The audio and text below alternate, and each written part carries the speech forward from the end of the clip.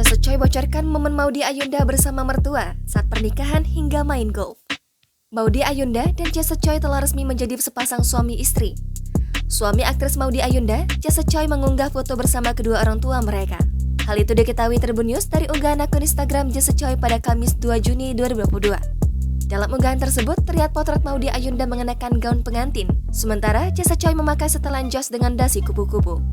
Tak hanya berdua, unggahan foto pertama menampilkan Maudy Ayunda dan Jasa Choi yang berdiri di apit kedua orang tua mereka. Momen ini merupakan pertama kalinya Maudy bersama ayah ibunya dan mertuanya terekspos di publik. Tak lupa, Jasa Choi menyertakan caption dalam unggahan tersebut. Postingan tersebut berisi ucapan terima kasih Jasa Choi pada orang tuanya dan mertuanya di hari bahagia tersebut. Tidak hanya itu, pria asal Korea Selatan itu mengaku bahagia lantaran bisa menunjukkan kepada orang tuanya tempat dan aktivitas favoritnya.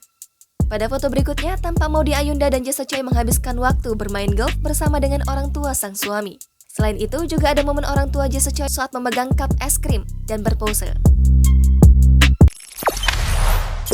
Jangan lupa subscribe, share, komen, dan like ya!